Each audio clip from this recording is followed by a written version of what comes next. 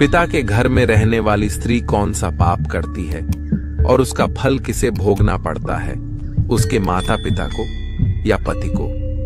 दोस्तों, इस विषय में एक प्राचीन कथा का वर्णन पुराणों में किया गया है। आज हम आपको वह महान कथा सुनाने वाले हैं। एक समय की बात है, देवर्षि नारद यमलोक में यमराज से मिलने के लिए जा रहे होते हैं तो उन्हें यम मार्ग में स्थित नरकों में अनेक स्त्रियां यातनाएं भोगती हुई दिखाई पड़ती है, जिन्हें देखकर देवर्षि को बड़ा विस्मय होता है। उन स्त्रियों का अंग अंग जल रहा होता है और वे जोर जोर से चीत्कार कर रही होती है, हाय, हमने पिता के घर में रहकर घोर पाप किया है, अब हमें इस पाप से मुक्ति कैसे मिलेगी। उनका करुण विलाप सुनकर नारद जी यमराज के पास चले जाते हैं। नारद जी को देखकर यमराज उनका स्वागत करते हुए कहते हैं, हे देवर्षि, यमपुरी में आपका स्वागत है। आज किस प्रयोजन से आपका यमपुरी में आगमन हुआ है? अवश्य ही आप कोई महत्वपूर्ण समाचार लेकर आए होंगे। देवर्षि नारद कहते हैं, हे धर्मराज, आज मैं आपके दर्शन करने के लिए ही आ रहा था, किंतु मैंने यमपुरी के मार्ग में बड़ी ही विचित्र घटना देखी है, जिससे मेरे मन में शंका निर्माण हो गई है।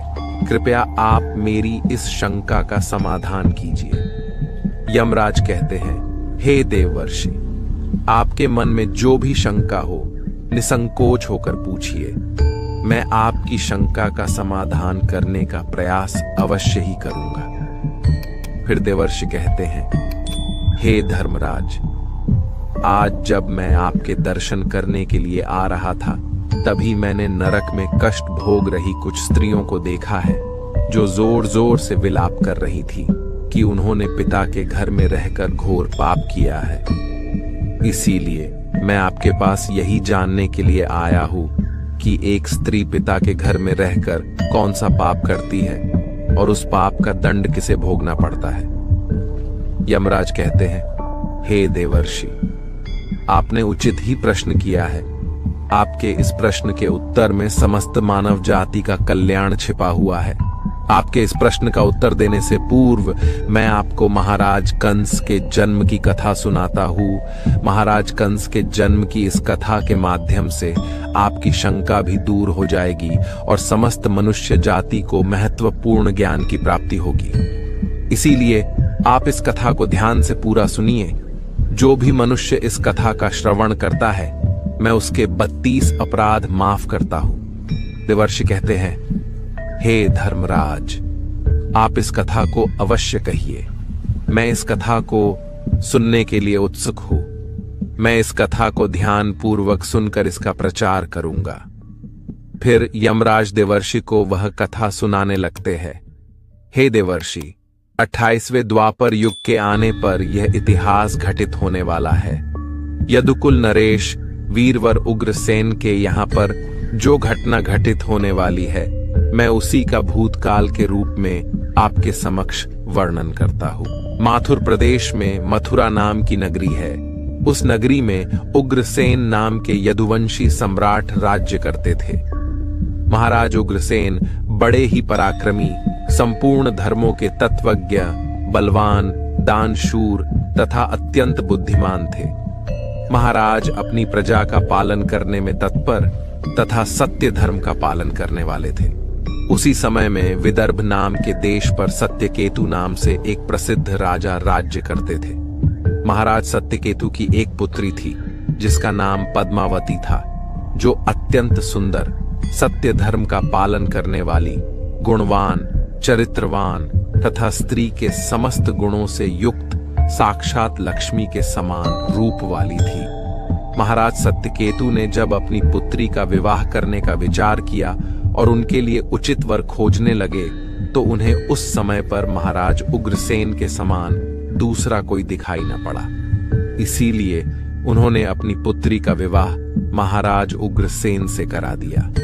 विवाह के बाद रानी पद्मावती ने महाराज उग्रसेन की बड़ी सेवा की। रानी पद्मावती के स्नेह और प्रेम से मथुरा नरेश उग्रसेन मुग्ध हो गए और वे पद्मावती को प्राणों से भी अधिक प्रेम करने लगे। वे रानी पद्मावती को साथ लिए बगैर भोजन भी नहीं करते थे। रानी के मुख के दर्शन किए बगैर महाराज को चैन नहीं पड़ता था। महाराज रानी के साथ क्रीड़ा विलास करने में ही समय बिताने लगे। महाराज पद्मावती से इतना प्रेम करने लगे थे कि उसके बिना उन्हें एक क्षण भी चैन नहीं पड़ता था। उन्हें पद्मावती की मधुर बातें अमृत के समान सुख प्रदान करती थी। पद्मावती की मुस्कान से ही महाराज मंत्रमुग्ध हो जाया करते थे। पद्मावती भी महाराज से बहुत अधिक प्रेम करने लगी थी। इस प्रकार से महाराज उग्रसेन और पद्मावती में परस्पर प्रेम बहुत अधिक बढ़ गया। फिर कुछ समय के पश्चात महारानी पद्मावती के पिता विदर्भ नरेश सत्यकेतु को अपनी पुत्री की बड़ी याद आने लगी। पद्मावती की माता भी अपनी पुत्री के दर्शन न होने के कारण अत्यंत दुखी थी। फिर महाराज सत्यकेतु ने महाराज उग्रसेन के पास अपने दूत को भेजा। उस दूत ने मथुरा जाकर महाराज उग्रसेन से आदरपूर्वक कहा, हे महाराज, विदर्भ नरेश सत्यकेतु ने अपनी कुशल कहलाई है और आपका कुशल समाचार वे पूछ रहे हैं। यदि आपको उनका स्नेह और सम्मान स्वीकार हो तो आप कृपया राजकुमारी पद्मावती को उनके यहाँ भेजने की व्यवस्था कीजिए। वे अपनी पुत्री को देखना चाहते हैं। उन्हें बड़े दिनों से अपनी पुत्री की याद आ रही है और उससे मिलने की उनके मन में बड़ी इच्छा है। महाराज उग्रसेन ने जब दूत के मुख से यह बात सुनी तो उन्होंने बड़े आदर के साथ महाराज सत्यकेतु की इच्छा का स्वागत किया और अपनी उदारता दिखाते हुए उन्होंने अपनी प्राण प्रिया पत्नी पद्मावती को अपने पिता के पास भेजने का निश्चय किया। महारानी पद्मावती अपने पति के निर्णय से अत्यंत प्रसन्न हुई और अपने पति से आज्ञा लेकर पिता से मिलने के लिए रथ में बैठकर चली गई। अपने पिता के घर पहुंचकर पद्मावती ने पिता को नमस्कार किया और उनके चरण स्पर्श किए। अपनी पुत्री को देखकर महाराज सत्यकेतु को और उनकी पत्नी को बड़ी प्रसन्नता हुई। फिर पद्मावती अपने पिता के घर में बड़ी ही प्रसन्नता के साथ रहने लगी। वहां पर वह अपनी सखियों से मिली और उनके साथ स्वच्छंद होकर विहार करने लगी। पहले की तरह ही वह वन में घूमने लगी, नदी सरोवर के पास जाकर विचरण करने लगी। अपने पिता के घर आकर वह पुनः बालिका बन गई और उसके आचरण में भी बालिका की तरह संकोच का भाव न रहा और वह इधर उधर स्वतंत्र होकर घूमने लगी। फिर एक दिन की बात है, पद्मावती अपनी सखियों के साथ एक सुंदर पर्वत पर सैर करने के लिए चली गई। उस पर्वत की तराई में एक रमणीय वन दिखाई दिया जो सुंदर सुंदर वृक्षों से शोभा पा रहा था। उस वन में एक अत्यंत मनोहर स्वच्छ जल से भरा हुआ सर्वतोभद्र नाम का सरोवर था। उस सरोवर को देखकर पद्मावती अपनी सखियों को लेकर सरोवर के पास चली गई और उस सरोवर में अपनी सहेलियों के साथ हंसती गाती हुई जल क्रीड़ा करने लगी। अपने सहेलियों के साथ खेलते कूदते हुए वह अपने पति परमेश्वर को भूल गई और मौज करने लगी। उसी समय कुबेर का एक सेवक गोभील नाम का दैत्य दिव्य विमान पर बैठकर आकाश के मार्ग से कहीं पर जा रहा था। जब वह उस सरोवर के ऊपर से जा रहा था तो उस राक्षस की दृष्टि सुंदर रूप तथा बड़ी बड़ी आंखों वाली राजकुमारी पद्मावती पर पड़ी, जो हंसते खेलते हुए सरोवर में स्नान कर रही थी। उसे देखते ही वह दैत्य आकाश में ही रुक गया। उसे अपनी ज्ञान शक्ति से पता चला कि वह सुंदरी विदर्भ नरेश की पुत्री पद्मावती है, जो महाराज उग्रसेन की प्यारी पत्नी है।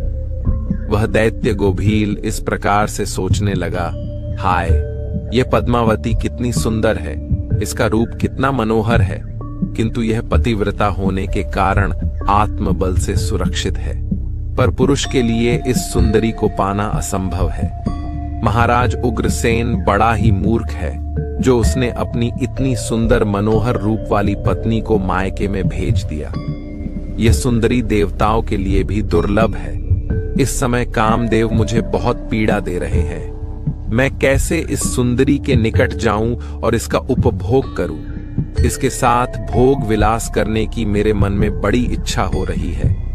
इतना सोचते हुए उस राक्षस ने एक उपाय निकाला और फिर उसने महाराज उग्रसेन का रूप धारण किया। उसने पूरी तरह से अपने शरीर को महाराज उग्रसेन में बदल दिया। वह हूबहू महाराज उग्रसेन की तरह ही दिखाई पड़ रहा था। फिर वह उस वन में एक वृक्ष के नीचे जाकर बैठ गया और उसने मधुर संगीत बजाना शुरू कर दिया। वह मधुर संगीत मोहित करने वाला था।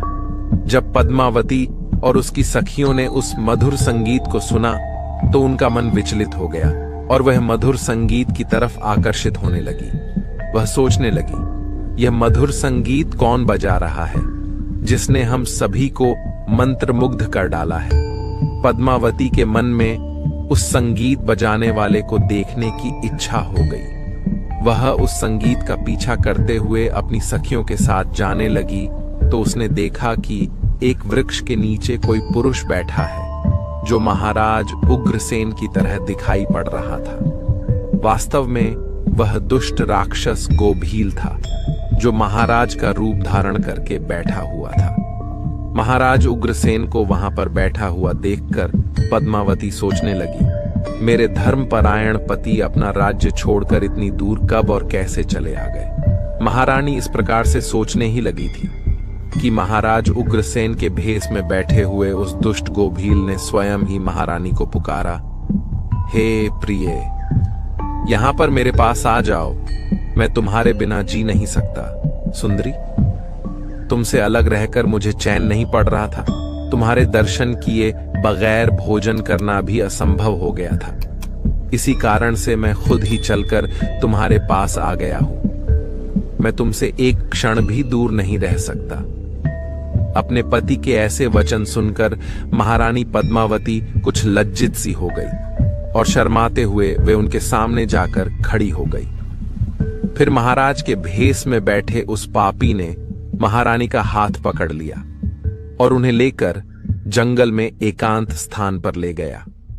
वहां पर उसने अपनी इच्छा अनुसार पद्मावती के साथ भोग विलास करने लगा।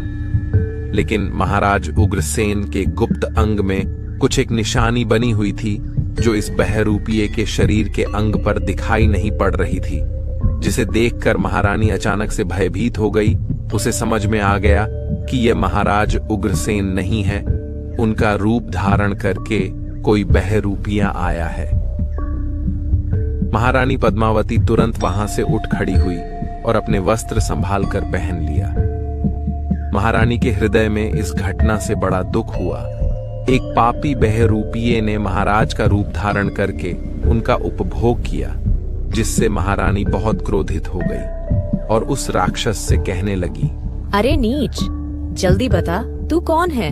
तूने महाराज का रूप धारण करके मेरा उपभोग करके घोर पाप किया है। तू महापापी और निर्दयी है। इतना कहकर महारानी की आंखें भर आई और वह रोते हुए उस पापी को श्राप देने लगी। हे दुष्ट, दुरात्मा, तूने मेरे पति का रूप धारण करके मेरे साथ छल किया है। मेरे इस पवित्र शरीर को मलिन कर दिया है। मेरे उत्तम पतिव्रता व्रत को नष्ट कर डाला है। अब यहीं पर तू मेरा प्रभाव देख ले। मैं तुझे अत्यंत कठोर श्राप दूंगी। रानी पद्मावती की बात सुनकर वह राक्षस गोभील अपने असली रूप में आ गया और कहने लगा, हे दुष्टा, पतिव्रता स्त्री से तो समस्त राक्षस और दानव दूर भागते हैं। मैं तो जन्म और कर्म से राक्षस ही हूँ, इसीलिए मुझे श्राप देने से पूर्व तुम मेरे दोष का विचार करो। तुम मुझे कौन से अपराध के लिए श्राप दे रही हो? मेरे राक्षसी स्वभाव के कारण ही मैंने ऐसा कृत्य किया है। पद्मावती कहने लगी, हे पापी राक्षस, मैं साध्वी और पतिव्रता नारी हूँ। मेरे मन में मेरे पति का ही वास है। मैं केवल अपने पति की ही कामना करती हूँ। मैं सदा उन्हीं के लिए व्रत एवं तपस्या करती हूँ। मैं अपने धर्म मार्ग पर चल रही थी, किंतु तूने माया रचकर मेरे साथ अन्याय किया है। मेरा पतिव्रता धर्म नष्ट कर डाला है। इसीलिए हे दुष्ट, मैं तुझे भस्म कर डालूंगी। फिर वह राक्षस गोभील कहने लगा, हे राजकुमारी, यदि तुम उचित समझो तो मेरी बात सुनो। मैं धर्म की बात कह रहा हूँ।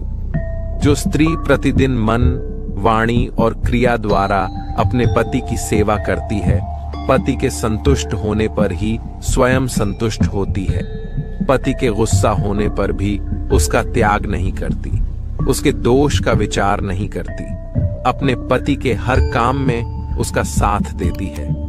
पति के अलावा कभी किसी पुरुष का विचार तक नहीं करती। वह स्त्री पतिव्रता कही गई है। यदि कोई स्त्री खुद का कल्याण चाहती है तो वह अपने पति का कभी त्याग नहीं करती। पति चाहे रोगी हो, कोढ़ी हो, बूढ़ा हो, अंगहीन हो अथवा पापी हो, पतिव्रता स्त्री कभी अपने पति का परित्याग नहीं करती है। जो स्त्री अपने पति को छोड़कर अपना मन दूसरे कार्यों में लगाती है, पति को भूलकर खुद मौज उड़ाती है, स्वेच्छाचारिणी बनकर पति को छोड़कर अकेले ही इधर उधर घूमने लगती है, उसे संसार में व्यभिचारिणी कहा गया है। जो स्त्री पति की अनुपस्थिति में श्रृंगार करती है, सज धज कर इधर उधर घूमती है, विहार करती है, दूसरे पुरुषों के सामने नाच गाना करती है, उसे कुलटा कहा जाता है। हे राजकुमारी, तुम बताओ, अपने पति को छोड़कर तू इस वन में किस लिए आई है? पति की सेवा करना छोड़कर तू सज धज कर श्रृंगार करके इस वन में क्यों भटक रही है? तुझे शर्म नहीं आती? और फिर तू किस मुंह से कह रही है कि तू पतिव्रता है? कर्म से तो तुम पतिव्रता दिखाई नहीं पड़ती हो। तुम पति के बिना निर्भय होकर इस पर्वत में और वन में मतवाली होकर घूम रही हो, इसीलिए तुम पापिनी हो। मैंने तुझे सही राह पर लाने के लिए ही तेरा उपभोग करके तुझे दंड दिया है। अब तू इसके बाद कभी ऐसी धृष्टता नहीं करेगी। इसीलिए तुम मुझे बताओ तो, पति को छोड़कर किस लिए यहाँ पर आई हो? ये श्रृंगार, ये आभूषण, ये मनोहर सुंदर सुंदर वस्त्र धारण करके किसके लिए घूम रही हो? तुम्हारा पति तो दूर विदेश में रहता है, तू किसके लिए इतना सज धज कर घूम रही हो? हे पापिनी, अब बोलो ना, किस लिए और किसके लिए ये सब किया? कहां है तुम्हारा पतिव्रता धर्म? दिखाओ तो मुझे। व्यभिचारिणी स्त्री के समान बर्ताव करने वाली नारी, तुम इस समय अपने पति से 400 कोस दूर हो। कहां है तुम्हारे अंदर पति को देवता मानने का भाव? अरे दुष्ट कहीं की, तुझे शर्म भी नहीं आती? खुद के ऐसे बर्ताव पर तुझे घृणा भी नहीं होती? तू क्या मेरे सामने बोलेगी? तू खुद पाप करके यहाँ पर घूम रही है। सुंदर वस्त्र आभूषण पहनकर पराये पुरुषों को आकर्षित कर रही है और मुझे बता रही है कि तू पतिव्रता है। उस गोभील के ऐसे वचन सुनकर पद्मावती बोलने लगी। ओ नीच राक्षस, तू सुन, मेरे पिता ने मुझे अपनी पति के घर से बुलाया है, इसीलिए मैं आई हूँ। इसमें पाप कहाँ है? मैं काम, लोभ तथा मोह के वश में पति को छोड़कर नहीं आई हूँ। इस वन में भी मैं सदैव अपने पति का ही चिंतन करती रहती हूँ। लेकिन हे पापी, तूने मेरे पति का रूप धारण करके मुझे धोखा दिया है। एक पतिव्रता स्त्री का पतिव्रता धर्म भंग करने वाले को घोर नरक में डाला जाता है। उसे बाद में सुअर के जन्म में डाल दिया जाता है। क्या तुझे इतना भी नहीं पता? तू नहीं जानता, मैं अपने पति से बहुत प्रेम करती हूँ। मैंने कभी अपने पति का अपमान नहीं किया, सदैव उनकी सेवा की है। मैंने कभी अपने पति की आज्ञा का उल्लंघन नहीं किया। तो फिर क्यों तूने एक पतिव्रता स्त्री को दूषित करने का दुस्साहस किया है? अरे दुष्ट राक्षस, देवता भी पतिव्रता स्त्री से भयभीत रहते हैं। पतिव्रता स्त्री के श्राप से तो सूर्य की अग्नि भी ठंडी पड़ जाती है, सरोवर सूख जाते हैं, वृक्ष फलहीन हो जाते हैं। पतिव्रता स्त्री के बिना यह संसार नष्ट हो जाएगा। फिर गोभील ने कहा, पद्मावती, अब मेरी बात सुनो। अंधे मनुष्य को कुछ भी दिखाई नहीं देता है। इस समय पर तुम धर्म रूपी नेत्रों से हीन हो गई थी, इसीलिए तुम अपने पति को पहचान नहीं पाई।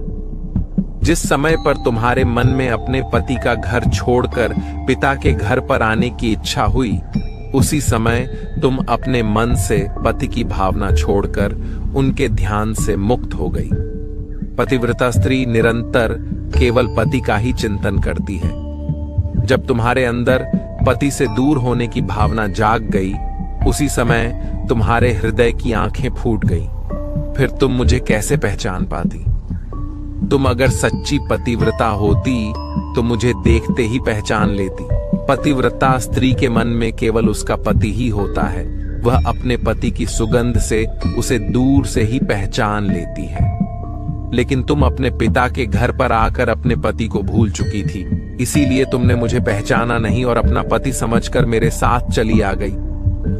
गोभील के इस प्रकार के निष्ठुर वचन सुनकर रानी पद्मावती को अपनी भूल का पता चल गया और उसके हृदय में बड़ा दुख हुआ। वह पश्चाताप करने लगी। फिर गोभील ने कहा, हे शुभे, मैंने तुम्हारा उपभोग किया है, जिससे तीनों लोगों को कष्ट पहुंचाने वाला पुत्र उत्पन्न होगा। यही तुम्हारे इस पाप का दंड है। इतना कहकर वह राक्षस गोभील वहां से चला गया। गोभील बड़ा ही दुष्ट और पापी था। उसके मायाजाल में फंसकर एक पवित्र नारी का पतिव्रता धर्म नष्ट हो चुका था। उसके चले जाने के बाद रानी पद्मावती अत्यंत दुखी होकर रोने लगी। उसके रोने की आवाज सुनकर उसकी सखिया दौड़कर उस स्थान पर चली आ गई और पूछने लगी, राजकुमारी, रोती क्यों हो? क्या हुआ? महाराज उग्रसेन कहा पर चले गए। फिर महारानी पद्मावती ने अत्यंत दुख से रोते हुए अपनी सखियों को सारी हकीकत बता दी कि किस प्रकार से राक्षस गोभील ने महाराज उग्रसेन का रूप धारण करके उनके साथ छल किया। फिर सखिया पद्मावती को उसके पिता के घर पर ले गई। वहां जाकर रानी पद्मावती शोक और दुख से थर थर कांपने लगी। सखियों ने रानी की माता को सारी बात बता दी। यह बात सुनते ही पद्मावती की माता ने महाराज सत्यकेतु के पास जाकर सारा वृतांत सुना दिया, जिससे महाराज सत्यकेतु को बड़ा दुख हुआ। उन्होंने तुरंत ही अपनी पुत्री को कुछ दूतों के साथ उसके पति के घर पर भेज दिया। उधर महाराज उग्रसेन अपनी पत्नी पद्मावती को आया हुआ देखकर बहुत प्रसन्न हुए। वे बार बार पद्मावती से कहने लगे, हे प्रिय, तुम्हारे बिना मेरा जीवन दुष्कर हो गया था। तुम और कुछ दिन ना आती तो मेरे प्राण ही चले जाते।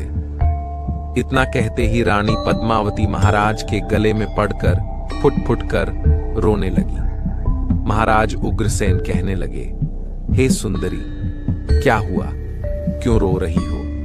मुझे बताओ, तुम्हारे दुख का क्या कारण है? पद्मावती ने महाराज को कुछ नहीं बताया और उस पाप को छिपा दिया और प्रेम से महाराज के साथ विहार करने लगी। फिर महारानी का वह भयंकर गर्भ धीरे धीरे बढ़ने लगा। केवल महारानी ही जानती थी कि उसके गर्भ में किसका बच्चा पल रहा है। यह बात उसने कभी महाराज को नहीं बताई।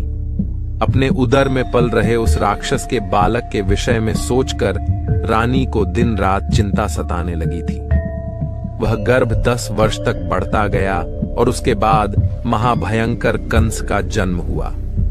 वही कंस जब बड़ा हुआ तो उसने तीनों लोकों के निवासियों को कष्ट पहुंचाना शुरू किया और फिर अंत में भगवान श्री कृष्ण के हाथों से उसकी मृत्यु हो गई और उसे मोक्ष प्राप्त हुआ। यमराज कहते हैं, हे देवर्षि, भविष्य में घटित होने वाली इस घटना को मैंने आपको भूतकाल के रूप में सुना दिया है। इस प्रकार से पिता के घर में जो कन्या निवास करती है वह बिगड़ जाती है। अतः कन्या को विवाह के बाद पिता के घर में अधिक समय तक नहीं रहना चाहिए। पुत्री अपने पिता के घर में रहकर जो पाप करती है उसका फल माता पिता को भोगना पड़ता है। इसीलिए किसी भी पिता को अपनी पुत्री के विवाह के बाद उसे अपने घर में नहीं रखना चाहिए। जिस पुरुष के साथ उसका विवाह किया गया है उसी के घर में स्त्री का पालन पोषण होना चाहिए। वहां रहकर जब वह भक्ति पूर्वक अपने पति की सेवा करती है उससे दोनों कुल की कीर्ति बढ़ती है। पिता के घर में आने पर वह फिर से अपने पुराने दिनों को याद करती है और पति को भूल जाती है। ऐसे में उसके द्वारा अनजाने में ही भयंकर पाप हो सकता है। विवाह के बाद स्त्री की रक्षा केवल उसका पति ही कर सकता है। पति से दूर रहने वाली स्त्री के मन में कभी भी पाप उत्पन्न हो सकता है।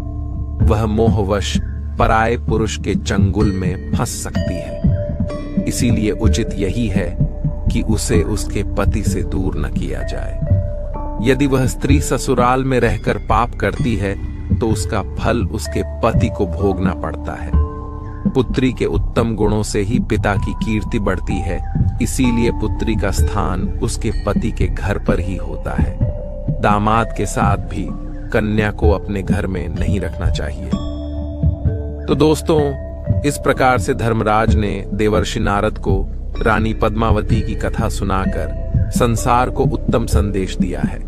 आपको यह कथा कैसी लगी कमेंट करके अवश्य बताएं। जानकारी अच्छी लगी तो वीडियो को लाइक जरूर करें।